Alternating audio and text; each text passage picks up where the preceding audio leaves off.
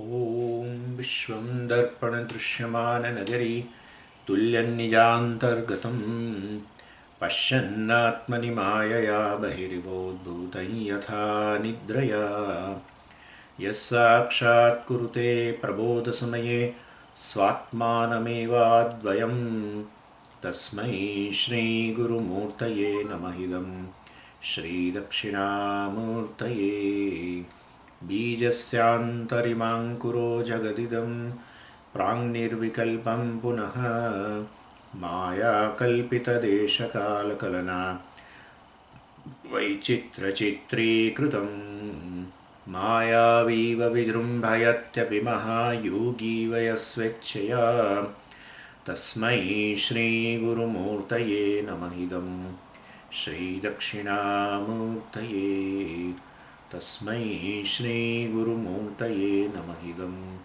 श्रीदक्षिणामूर्तये।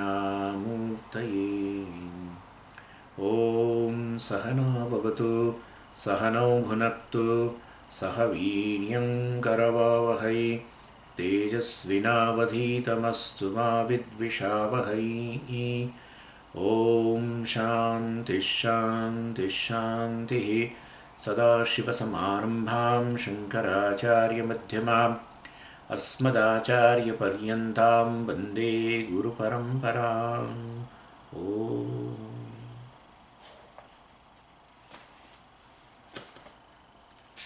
Verse 198.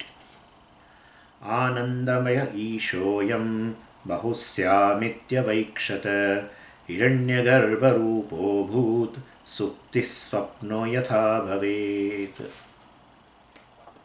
So, as a part of Mahavakya Vichara, Vidyaranya is dealing with Tat Padartha, Ishvara. And with the help of this Shruti Vakya, Vidyaranya talked about the nature of Ishvara also. So Vidyaranya is discussing the various attributes. Of course, we discussed, in fact, all the attributes of, superior attributes of Ishvara, inferior attributes to Jiva. Both are Brahman. But when they take an empirical version, their attributes become different due to Upadhi. Avidya Upadhi, and therefore, inferior attributes. Due to Avidya, there is Alpagnyatvam. Due to Avidya, there is Alpashaktimatvam, etc., etc. And due to Maya, Sarvashaktimatvam, Sarvajnatvam, etc. And the cause of the whole universe, Antaryamitvam.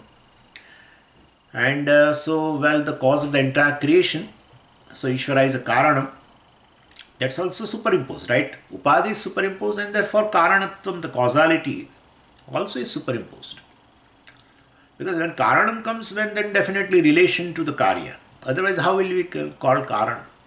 When you say it's a cause, then there must be an effect to which it is related. And therefore, without effect, there will not be a status of cause also. And therefore, Brahman is not really a Karanam because Asangam. It has no connection. How to connect? It's a limitless. And does not undergo change, does not have any limbs. How will it be connected to anything? And there should be a connection, let us assume, but there should be something else to connect to. If there is nothing, what to connect? And therefore, there is something else that is ignorance. That is the job of Maya, to create a sense of a duality. There is nothing. Prajnana Ganaha, there is a mass of consciousness. Nothing but consciousness. Whatever you say it as a second thing is mithya. Because without consciousness, that thing cannot have existence. Without consciousness, thing cannot reveal. Thing cannot reveal itself. Otherwise, it becomes self-revealing. So without consciousness, if you, an object cannot reveal, then definitely the object cannot be revealed without consciousness. Therefore, it is totally dependent. Anything which is dependent on consciousness for its existence and revelation is a mithya thing. It is not a real. Therefore, to count other thing, it should be equally real like Brahman. Equally real. And therefore, there is nothing. Just a consciousness, other than consciousness, whatever you see, which is an object of consciousness, is all mithya. And therefore, consciousness, and therefore there is only one thing, and that is consciousness. Therefore, no connection. So then how we will call Karana? Well, it's all superimposed due to Upadhi. One becomes an effect, other becomes a cause, is all due to Upadhi.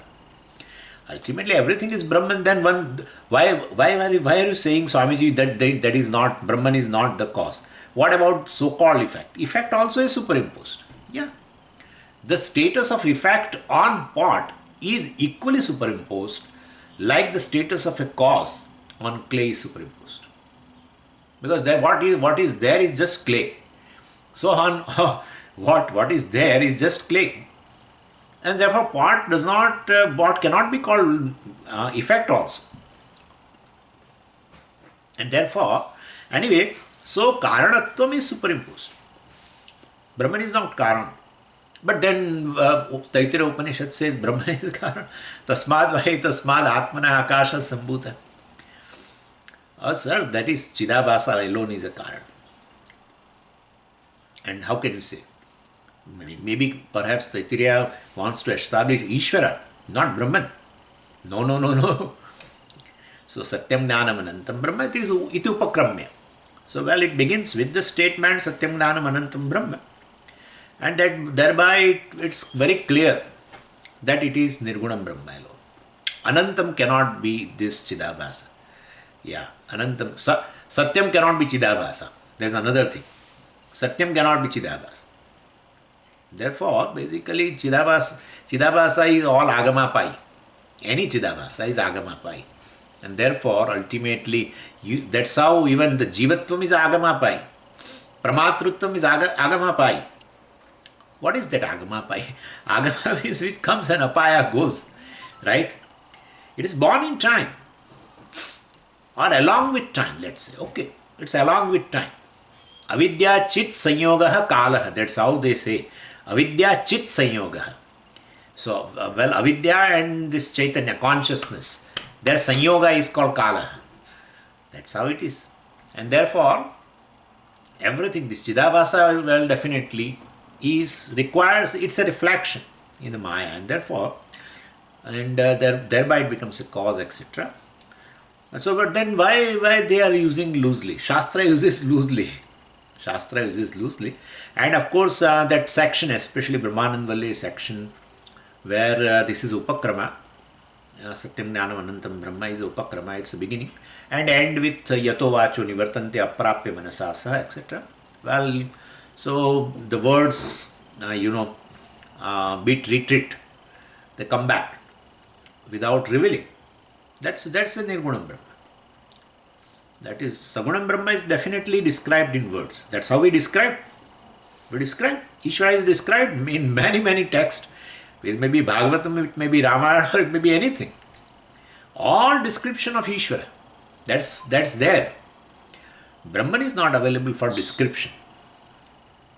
And there was a question, and then I'm going to address that anyway.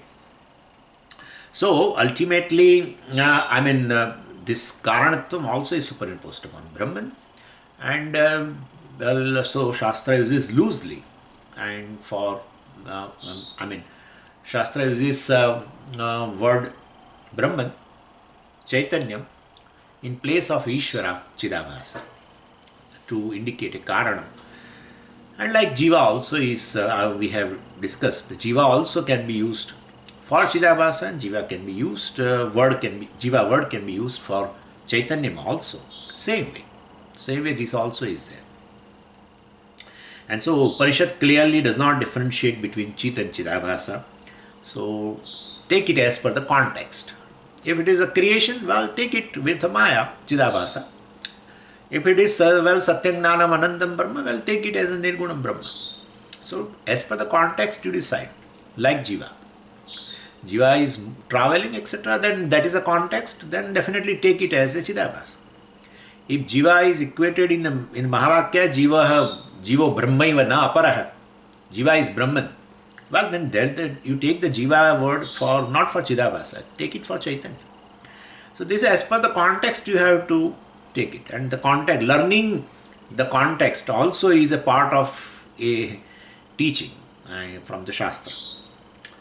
And if you have a doubt after giving you so much of explanation, if you are still doubt, well, another Shruti is very much there in Shvetashvatara Upanishad, very clearly says, well, the Brahman which is associated with the Maya, Brahman are getting reflected in Maya, well, definitely becomes a cause of the creation.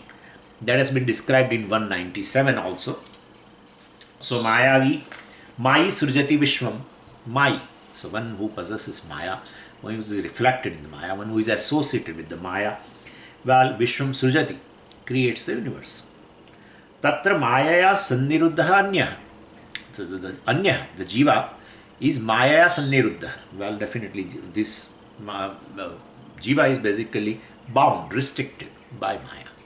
Ishvara is a Mayi. Well, Ishvara is a controller of the Maya. Jiva is controlled by the Maya, etc.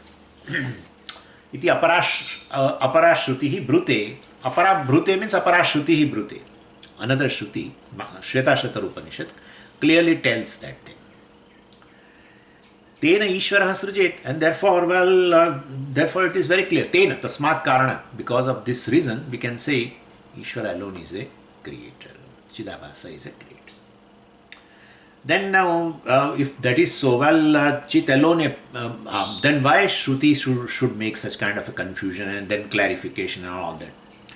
Because even though the Ishvara is a Jagat Karanam, still Brahman has been shown as a Jagat Karanam because Chit alone appears as a Chidabhasa. If there are two entities, independent entities, then definitely Shruti is creating a confusion. Because either Brahman is a Karanam, either Chidabhasa is a Karanam. Well, one thing should be told, because both are independent, separate entities. Then definitely we should not make such confusion. But Chit alone appears as Chidabhasa. And therefore, if I say Brahman and Chidabhasa is non-separate from Chit, and therefore, well, Ishvara is non-separate from this Brahman. It's just, and therefore, if I say Brahman is Jagat Karanam, or if I say Ishvara is Jagat Karanam, I mean, it is not a difficult thing to understand. So Chidabhasa is not a total different entity, and so when Upanishad uses the word Chit, well, we should understand that Chit which is reflected in the Maya, well, that alone is a Karanam. So no more contradiction is. So Tena means Tasmat Karanam, means through Shruti Pramana, both Shruti Pramana, Taitira Upanishad and Shvetashvatara Upanishad, Ishvara is considered as a Jagat Karanam. There should not be any contradiction. Even if some Acharya uses, or Shruti itself says, some Acharya, Sureshwaracharya ji says, well, no, Brahman is Jagat Karanam. And even Shruti also, Taitira Upanishad says, Brahman is Jagat Karanam. But there is no problem at all. If Brahman is a Jagat Karanam, then Shvetashvatara Upanishad is wrong. If Shvetashvatara Upanishad says Ishvara is a Jagat Karanam, Mayi is a Jagat Karanam, means Ishvara is a Jagat Karanam, then the Taitiriya is wrong. No Shruti is wrong. And therefore, as per the context, we should understand. And we have given you enough logic that why Shruti does not keep Shruti uses loosely words, either Brahman or Ishvara as a Jagat Karanam. That's not a problem. We have given you enough logic. Chit is alone appears as Chidabhasa. Chit, Chidabhasa, both are components of Ishvara. And therefore, Chidabhasa and Chit cannot be separated. And therefore, from any of the angle, we can tell that Ishvara, because Ishvara involves consciousness plus reflected consciousness plus reflecting medium. And no one is separate from each other. Reflecting medium is not separate from reflected consciousness. Reflecting medium is not separate from Chaitanyam also. And reflected consciousness is not separate from Chaitanyam. And therefore, well, so Shruti can just highlight one factor out of the three, because all the three are, inseparable. And therefore, well, definitely. But Swamiji, consciousness is basically Vilakshanam. That's true. But there was never a point where Maya was not there and Brahman alone was there. That also is not there. Maya is also Anadi, and then Brahman also is Anadi. And therefore Ishvara is Anadi. Therefore Jiva also is Anadi. Avidya is Anadi. So everything is Anadi. I have told you 6 Anadis are there. Therefore, all are Anadi means they are all the time there. Then if all are there all the time, then how non-duality? Now how to say that? So one is Satyam, other all five Anadis are Mithya. Okay? And therefore, nothing to worry about. One is Satyam, others are basically Mithya. Anyway, so this is how, anyway, so Ishvara is Tena Karanena, Tena Tas Ishvara Srujet. Well, Ishvara alone is considered as a cause of the creation. And now, well, our doubt regarding Yato Vacho Nivartante, etc., there was a doubt that how come this that indicates a Nirgunam Brahma. So, well, definitely, how words along with the mind could not reveal Brahman. So, Nirgunam Brahma cannot be revealed by words or through the mind, both. Actually, both goes together. Both go together only. Anyway, I will explain you that. See, it says Yataha means Yasmat. This Vachaha Nivartante. Yasmat Brahmanaha Vachaha Nivartante. So words, well, definitely could not reveal Brahman, and they without revealing Brahman they return, etc. And mind also, of course. Aprape manasasaha, along with the mind, words written. Words and mind go together. You know very well. Words and mind go together. If words you speak and mind is not involved, it is a meaningless word. Word and meaning always goes together.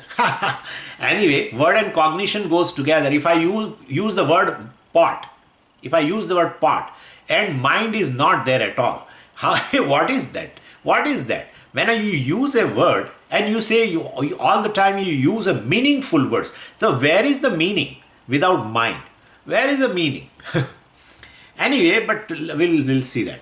Words will have always a form in the mind. And forms, well, definitely, a form in the mind, well, definitely gives a birth to word. Words and form go together. Cannot be, words and meaning go together. Words and cognition go together. They will be always together. No, but Swamiji, there may be a word which, well, definitely just involves mind, may not be having any other meaning. That's there, but ultimately still, well, the mind also, I mean, any cognition also cannot reveal Brahman, because it is not an object of cognition. Simple answer. Anyway, I am going to explain in detail. It cannot be an object.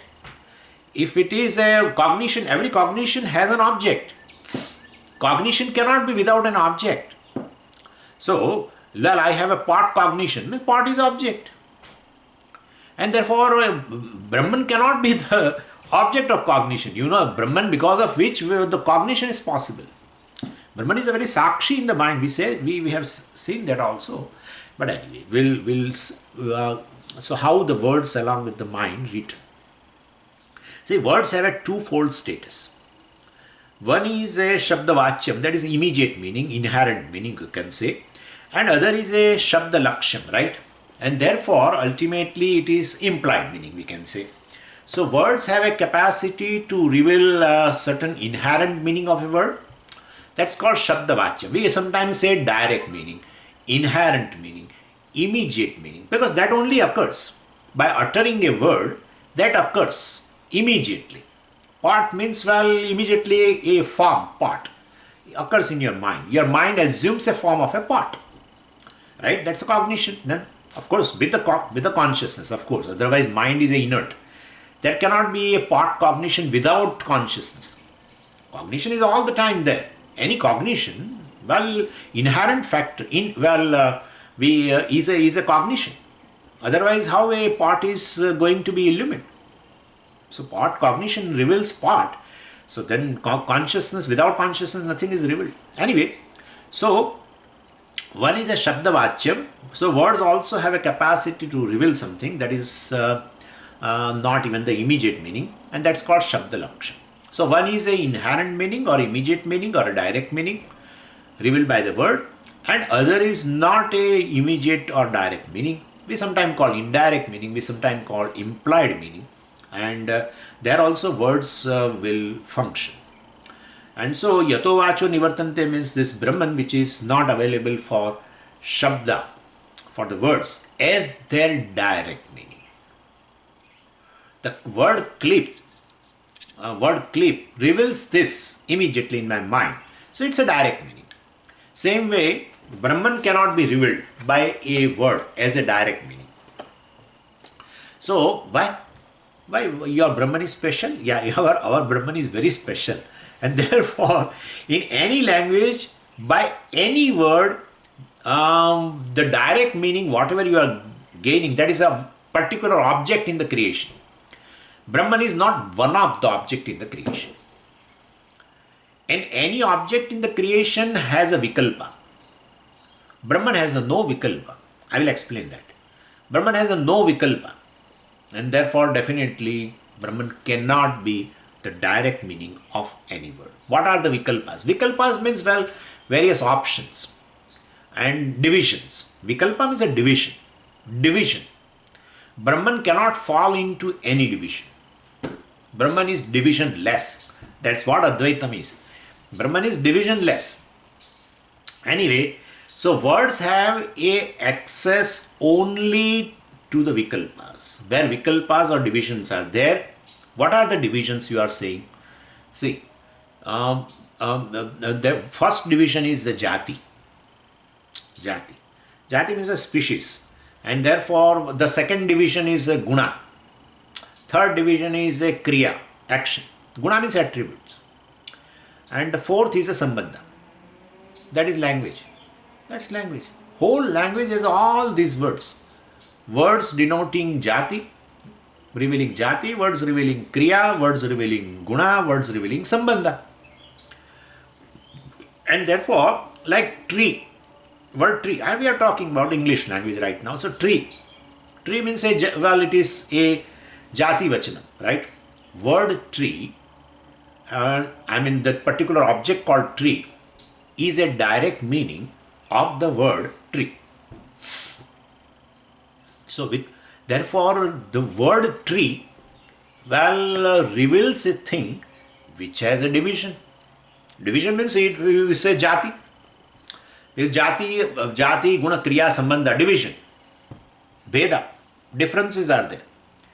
What is jati is not guna. What is guna is not kriya. What is kriya is not a sambandha. What is sambandha is not jati.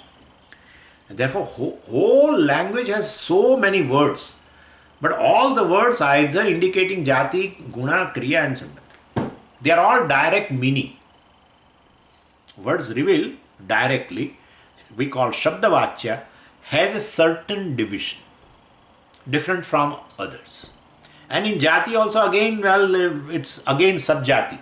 Yeah, word, vriksha, tree, tree indicating a species, that's correct. But then tree basically reveals a vrikshatva jati. Yeah, definitely. So then there is another word, like, then mango tree. Okay. So therefore, that mango reveals a jati, different from other jatis also, different from sambandha, different from kriya. So everywhere division. Whatever the word is there in any language will reveal a meaning object which is distinct from other objects, has such division. Either it falls in jati category, either it falls in guna category, either it falls in kriya category, either it falls in sambandha category. And there are certain rudi words. Rudi means there are certain popular words which indicate, like New Jersey. No, it's a popular, that has been, the word and that particular place has been associated. We can go there also in a jati. New Jersey is a one type of city, and then it's different from other city. So, two cities have there two different jatis. But anyway, if you don't want to, but still, it's a popularly known, since years together, it has been associated. A word and meaning has been associated, and that is how it has been going on. That's called rudi. Rudi means it is popular in the basically vyavahara, in the transaction. So anyway, so tree is a jati vachanam. There are many trees of the same type. And a mango tree then again is a particular tree, a tree having certain gunas also, you can say. So when a jati is there, guna also will be there, or you can tell red, blue and short, and these kind of words are also there. They all indicate attributes, black, white, this, good, bad, all guna. So those words are also there which reveal directly, Shabdavachyam, which reveal directly some attribute. And definitely what is attribute is not jati, what is attribute is not a kriya, what is attribute is not a sambandha. There are different words. And therefore these are all having a vikalpas. And Brahman doesn't fall into any of this. That's what we are leading to. And so, and then a word can also have an excess where there is an action, kriya. Like a falling tree. Now, tree, jati, falling tree. Now that falling has brought kriya. Right? Falling tree. And therefore tree, which indicating a jati, and falling indicating a kriya. And therefore, there are words which denote kriya. A running person. A person, let's say a running man. So man definitely indicates a jati. That word reveals a jati. Right? And running, kriya. So, definitely what is a man and what is running are not one thing. So, division.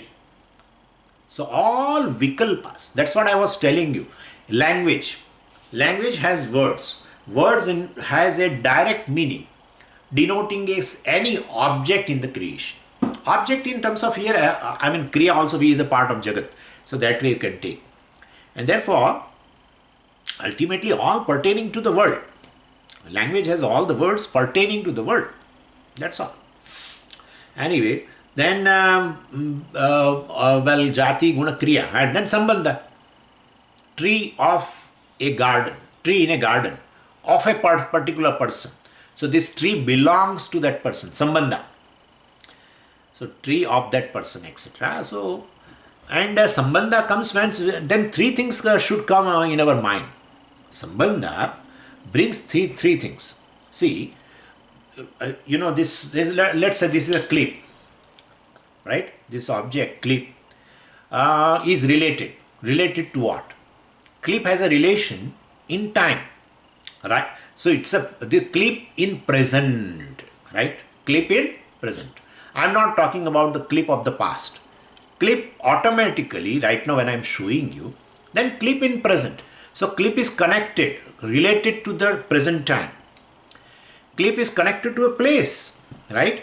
This clip is in my room right now. So clip is automatically connected to Desha also.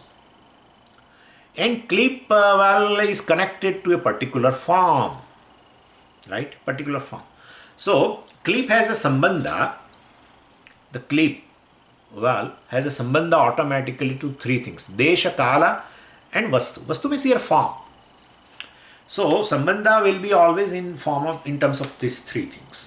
Anyway, so but Swamiji, you are saying clip means a object and it has a jati. Now that word indicates a jati or that word indicates a sambandha? That word indicates even sambandha also, but we have to add some words. So clip means clip in present, and because if I use the word clip, you may say, which clip, Swamiji? The clip which is going to be manufactured tomorrow, you are talking about that, or clip in the present, or clip of the past. So I have to automatically use another word which indicates a time. Could you follow? So basically this clip word indicates a jati, but I can definitely, when I say the clip has a relationship, this is a threefold relationship. That's what I want to convey. But we have enough words in any language just to indicate relationship. Father, mother, etc. All this. And so, son, husband, wife, son-in-law, this, that, daughter, daughter-in-law. So many are there. Uncle and maternal uncle and this and that. Grandma and all this. So, several words are there indicating just relationship. That's how the whole language is full of these four things. And four things automatically indicate what? Vikalpa. Four. So, jati, guna, kriya, sambandha. Each is distinct. Each is distinct. And so, any language, all the words in any language will reveal a object which is part of the world. which is part of this pluralistic world. That's all. No word can indicate a non-dual thing. No word can reveal a non-dual thing. No word is there. Swamiji, non-dual word is there. So they will say like that. That is Shabda Lakshya. That's what it is. We have to use the language, words. A teacher should use the language of communication, words of the language which is there in the communication, and yet he has to indicate all that is there is this non-dual Brahman. Therefore, not Shabda Vachya. I was talking about till this point Shabda Vachya. Direct meaning of word reveals Jati Guna Kriya Sambandha. Well, definitely. And so Brahman still is communicated by a teacher through the words. Then definitely it is through Shabda Lakshya, by implied meaning, etc. And that's how we do also implied meaning, Bhagatyaga, etc. We do also several things. Anyway, so with reference to Brahman, Jati, no Jati. And therefore there are not many Brahmans. Otherwise there is Jati. When I say clip, yeah, there are many clips. And what is common in all the clips is basically this Jati. What is common in all is called Jati. In all the clips, what is there? Clipness. Okay, clipness is there. That clipness is a Jati. All the trees, tree indicating a Jati, Swamiji, you said, yeah. So all the trees, what is common? Treeness, that's Jati. Therefore, tree word indicates a Jati. Clip indicates a Jati. That's how I said. Okay? Clip word has brought clipness. Tree word has brought treeness. Man has brought manness. Woman, womanness. Jati. And therefore, there are not many Brahmans. How will you determine a Jati? Ekameva Dvitiyam. And therefore, well, there is no Jati, one without a second. The Jati also comes when, with the birth, right? Jati. Janmana ajayate iti jatihi. Janmana jatihi. So if Janma itself is not there, where is Jati? Yeah. So anyway, so we know that. Ekameva Advitiyam. So Brahman is one without second. So how will you determine Jati? Therefore, that's not. Satyam Jnanam Anantam, well, basically Brahman. So now the second thing let's talk about Guna. Guna also. No, but that Satyam Jnanam Anantam Brahma. So these three are attributes. Neelam Mahat Sugandhi Utpalam. And therefore, Neelam Mahat Sugandhi Utpalam. Neelam Utpalam. Blue lily. Big lily. And fragrant lily. So see, they are attributes. Neelam Mahat Sugandhi. Three attributes of a substance called Utpalam, lily. Same way Satyam, Jnanam, Anantam, these three are attributes of a substance called Brahman. No, not at all. Any attribute will definitely distinguish one Brahman from other then. Definitely. If you take it attribute, Satyam, Jnanam, Anantam, if you take an attribute, there must be another Brahman, which is Asatyam, which is Ajnanam, and which is Antam. So, Ajnanam Brahma, to distinguish this Jnanam Brahma, to make it distinguish from Ajnanam Brahma, well, definitely I have to use an attribute called Jnanam Brahma. Neelam definitely indicates a blue lily. Well, then there must be another lily, Shweta lily, etc. will be there. So, then therefore, attributes are always used to distinguish that object from other objects. Otherwise, there is no need of using attributes. Whenever we use any attribute in a language, it is only to distinguish that object from the other objects of a same kind. Yeah. Good man and bad man. So attributes. So good man indicates, Swamiji, this person is good. Means what? The others, or this person is intelligent. That's what Puja Swamiji used to do. So intelligent person. When in a group, when you say like that, 5 people are standing and you say, this person is intelligent, Swamiji. Means what? Other four are what? So definitely what I am saying is attributes are used when you want to distinguish that object from other objects. Brahman is one thing alone. Where is the question of another Brahman to make so that I can distinguish? No, there are two Brahmans, Swamiji. One is Sagunam, other is Nirgunam. Sagunam, Nirgunam Brahma. So like potatoes and brinjals, what do you do? Puja Swami used to tell this way. Oh, so what do you do? Whom do you worship? Sagunam or Nirgunam? What do you want? Potatoes or brinjals? That's how. So, Sagunam Brahma and Nirgunam Brahma, two are there, Swamiji. Sagunam is all this is, Sagunam Brahma is directly revealed by word. Okay, that's how description. Sagunam Brahma is Ishvara. Sagunam Brahma is Ishvara. So, all that is creation is Ishvara. And therefore, whatever the words reveal as a direct meaning is Sagunam Brahma. That's a Sagunam Brahma, that's a Ishvara. And this Nirgunam Brahma is never available. Because being Nirgunam, no attributes, how will you describe? So Nirgunam Brahma is one alone without Sagunam Brahma is described like in many forms also. Anything you can take it. That's how Sagunam Brahma description is a Vishnu Sahasranama Stotra. Sagunam Brahma description is a Lalita Sahasranama Stotra. Sagunam Brahma is this description of, definitely this all, our Shiva Sahasranama. Hanumat Sahasranama is also there. Hanumat Sahasranama.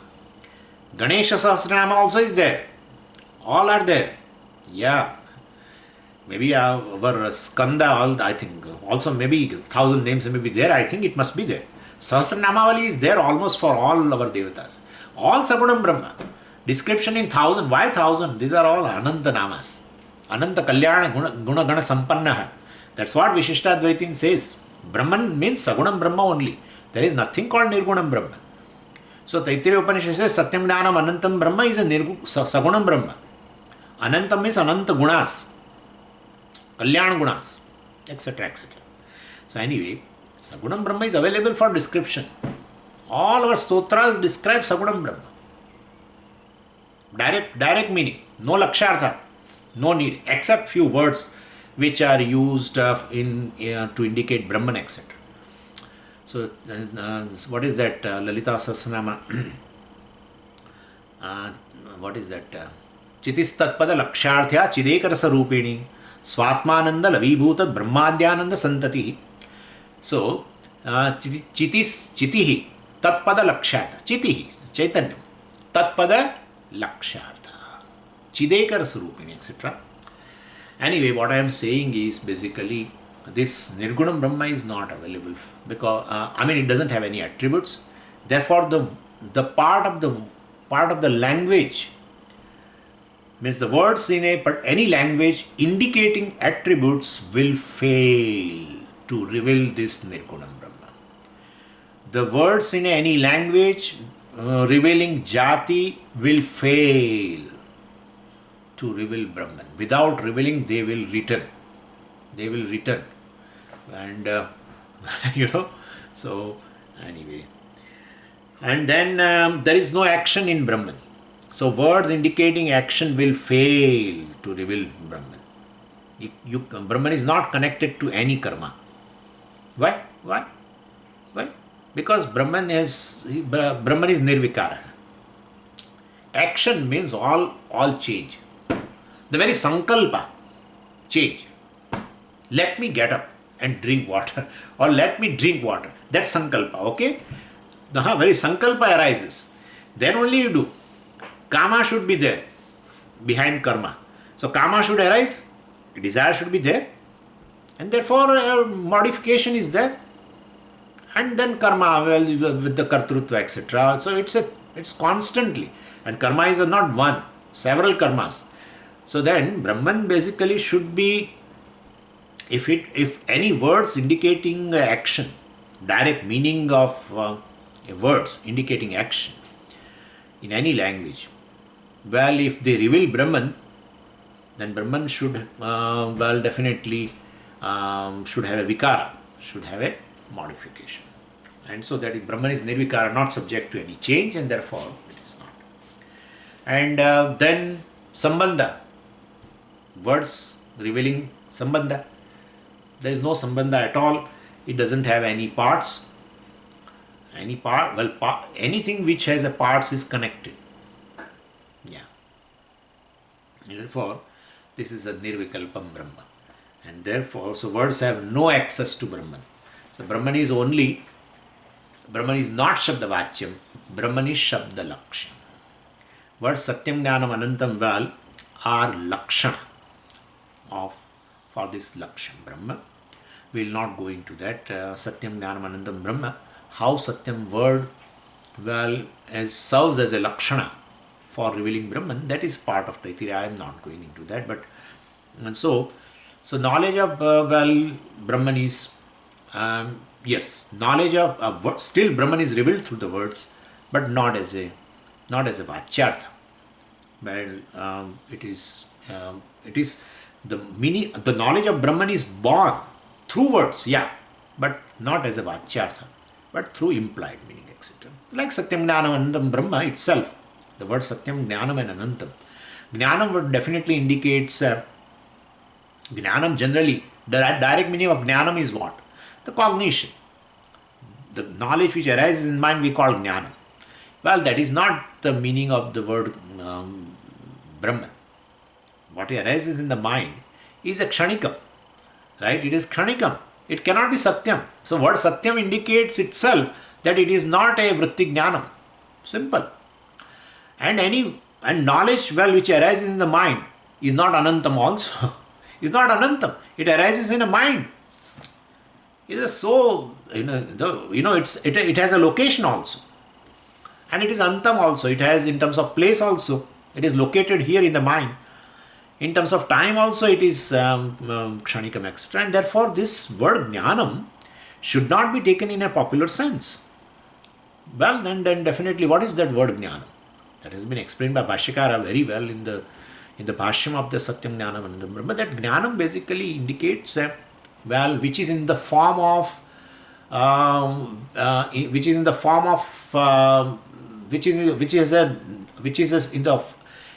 swarupa of a jnanam.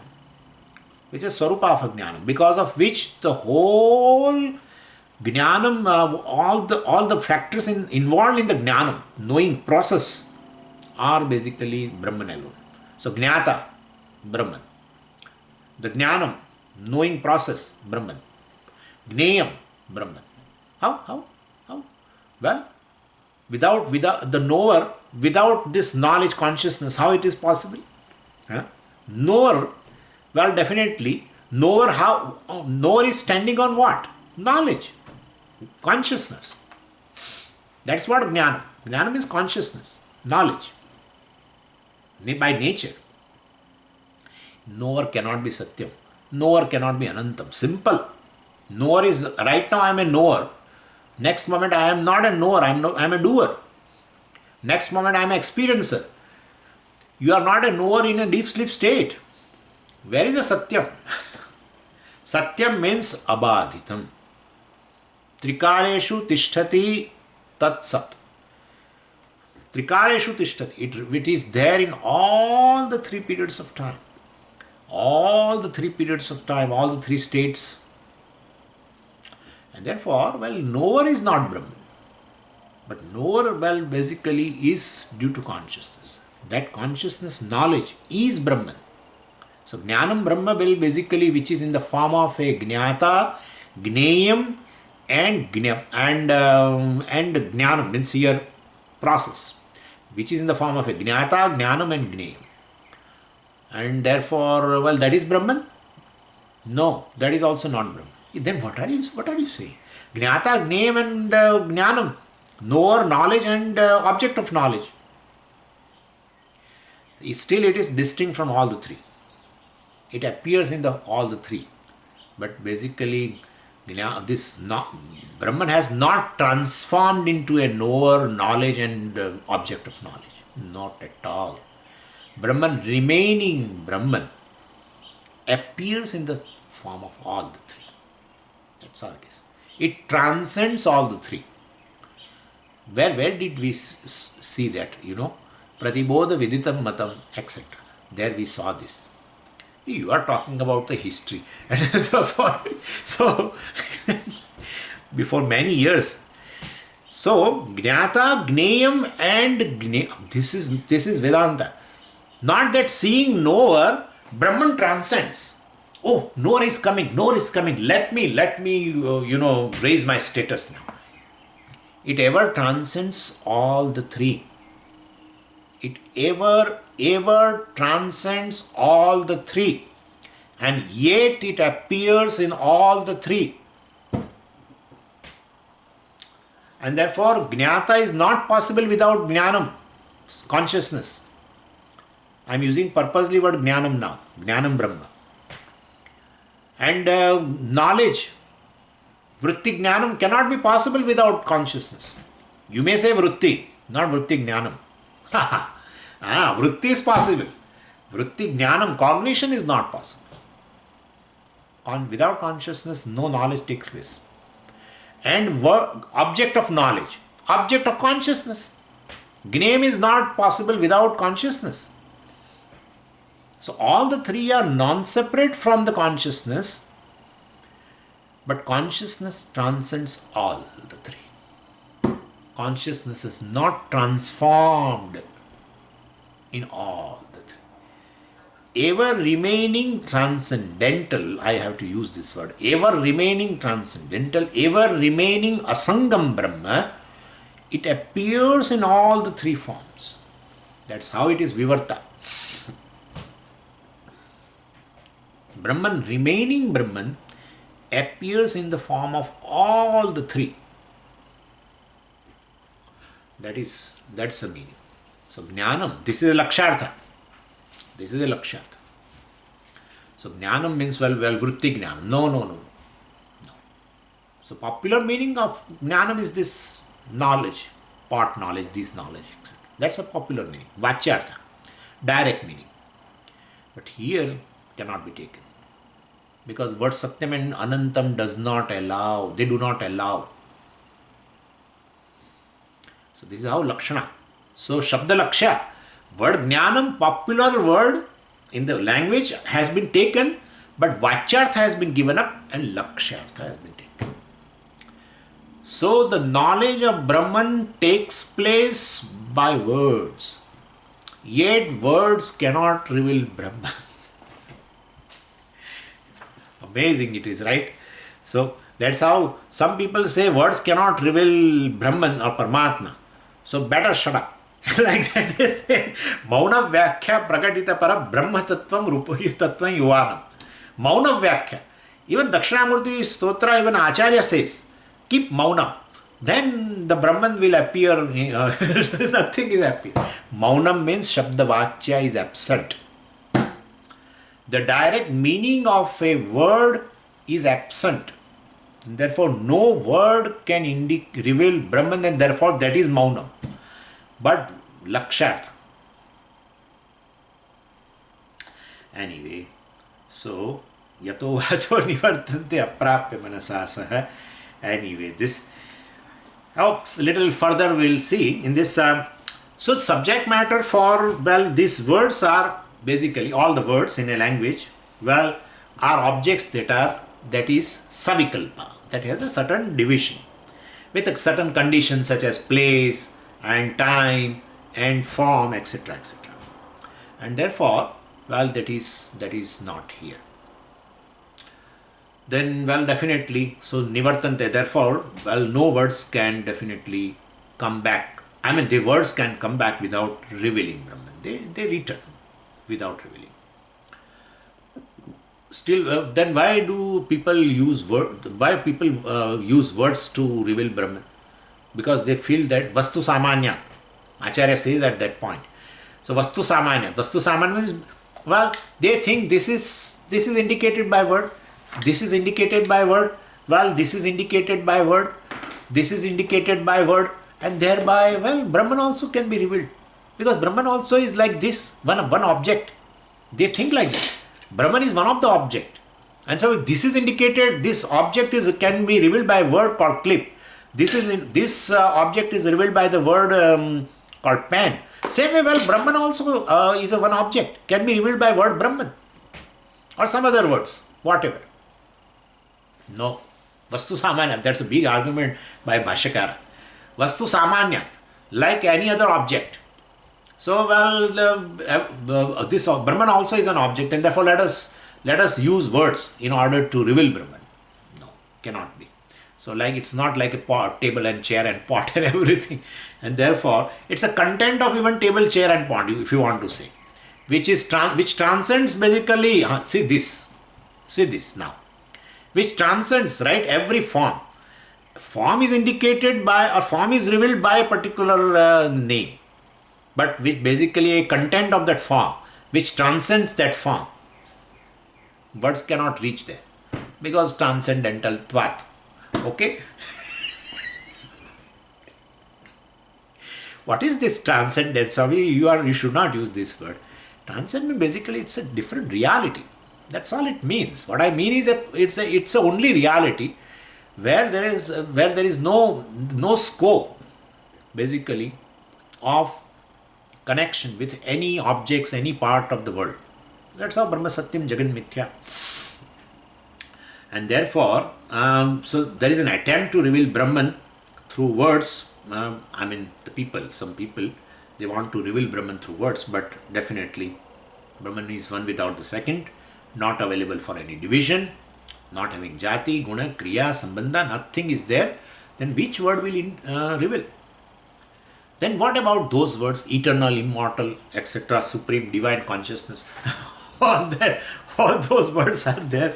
So all these words actually come back, with heads down, and therefore they cannot reveal. So that is how the teacher who uses this word to indicate Brahman, he himself is not aware of Brahman. What is the Brahman really speaking? Believe me, the teacher who uses these words for Brahman he doesn't know Brahman. For sure. One who knows Brahman will not use these words. Immortal, this, that, what? Supreme consciousness, etc. Eternal, immortal, supreme consciousness, etc. He will pick up immediately a prakriya. To reveal Brahman, he picks up a word from the language, because he has to use the word which is familiar with the students. He cannot use any other word. He cannot use like that. He has to use a word which is familiar with the person, and person knows language.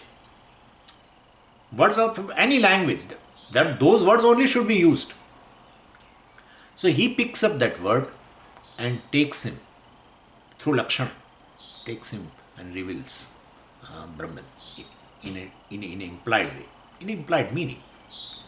And therefore, definitely all these words basically they do not reveal Brahman, this immortal, eternal, etc., etc.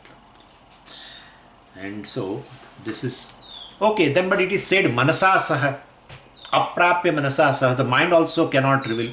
So words reveal. Words come back without revealing the Brahman. Along with the mind, words come back. So words and mind, the mind, both of them cannot reveal Brahman. Yeah, words do that job with the mind alone. And therefore, of course, certain things, the mind can appreciate, where you will not definitely have any object as such. Yeah, like the meaning of the word wonderful. No, wonderful, there is no word. There is no object. So, this wonderful, eyes cannot appreciate the meaning of wonderful.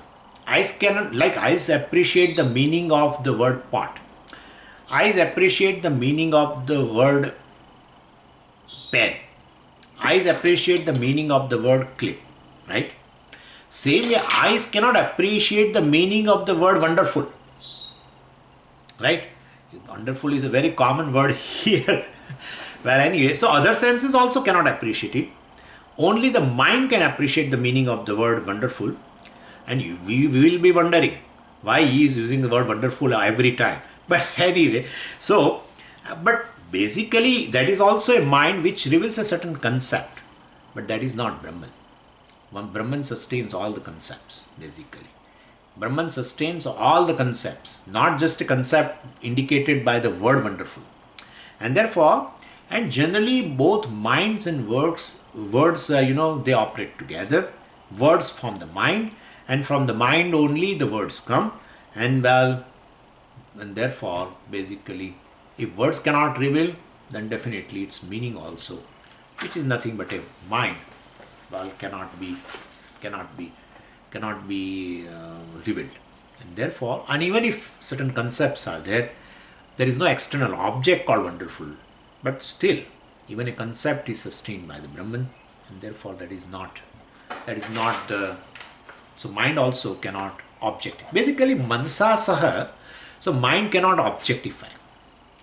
The very mind is functions basically due to Brahman. Yan manasana manute yena ahur manomatam tadeva brahmatvam vidhi nedam yadidam upasate. Yan manasana manute. What is objectified the mind is not Brahman. What is objectified the mind is not Brahman. What is objectified by the mind is inert. Is inert. It is never consciousness. Consciousness can never be objectified by the mind. Can never be objectified. Whatever you objectify in the world, all inert. Why? Because that object requires your mind, conscious mind, to reveal it. If it is a consciousness, definitely it should be self-revealing. It doesn't require your mind. If your mind does not reveal a given object has no capacity to reveal itself. What cannot be revealed on its own, what requires other pramana to reveal it, maybe a mind or maybe senses, whatever, it's all jadam. It's all jadam. What cannot reveal itself is jadam. What reveals itself is chaitanyam. And therefore, any object in the creation, it may be a galaxy, it may be an ocean, it may be this, that, whatever, or even your thought itself, even the mind itself is revealed by the consciousness. Well, and that conscious mind which is now endowed with the consciousness, such a conscious mind reveals the world. Right? And therefore, we have seen that. Na tatra suryo bhati na chandra tarakam nema vidyuto bhanti kutoyam agnihi tameva bhantam anubhati sarvam. There even the luminaries have been taken. All the luminaries, right? Luminaries are self-illumining. No. Luminaries may reveal the whole world. The luminaries are basically, revealed by our eyes. Eyes are revealed by the mind. Mind is revealed by the consciousness. Consciousness revealed. That's a self-illumining principle. That's a luminary which is really, illumines even all luminaries also outside. So, basically, this consciousness alone is a self-revealing. Nothing is self-revealing. Everything is jadam, including all luminaries, sun and moon and this lightning and fire and everything. Everything. The definition is this: what reveals itself without taking any help of any means of knowledge is a self-revealing thing, self-illuminating. Self-illuminating principle does not require an illumination through any pramana. That's how it becomes aparoksha. Aparoksha means na paroksha. Means aparoksha means na pratyaksha, na paroksha, both.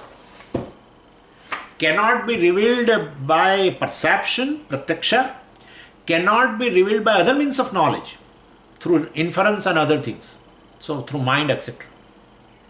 No. In fact, it reveals all pramanas. We'll be seeing tomorrow, I think, we'll see that, because Pramana Vichara we are doing in systems of philosophy. We'll discuss this part, very, very important. So Atma is like this, which is self-illuminating. Therefore, aprapya manasasa, it cannot be objectified by the mind. Mind is a means of knowledge, well, definitely. Cannot be. Mind along with the senses also no.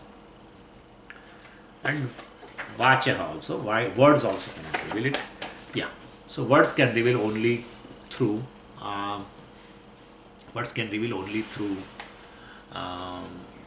implied meaning. Yeah. So we'll have to use the words, but its implied meaning will be through proper lakshana. Well, it gives a knowledge of Brahman, not as a direct meaning. So Shabda Vachya and Shabda Lakshya. So words give knowledge, teaching alone. Words give knowledge. Words, Shabda alone is a pramana for Brahman, from Brahma Jnanam, in form of Upanishad words. Then definitely Satyam Jnanam Anantam Brahma, those words only will give a knowledge of Brahman. Yet the same Upanishad will say Yato Vacho Nivartante. So words without revealing Brahman come back. So we have to understand. Yato Vacho Nivartante indicates, well, it is not a direct meaning of a word. Satyam Jnanam Anantam Brahma word reveals the nature of Brahman, gives you knowledge of Brahman, yeah. But then these words, well, not through direct meaning, through implied meaning. So this is how we have to understand. Now this part of Upanishad, I mean the Pancadasi 198, etc. We'll see that tomorrow.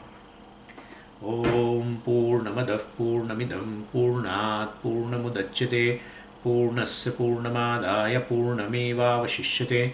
Om Shanti Shanti Shanti.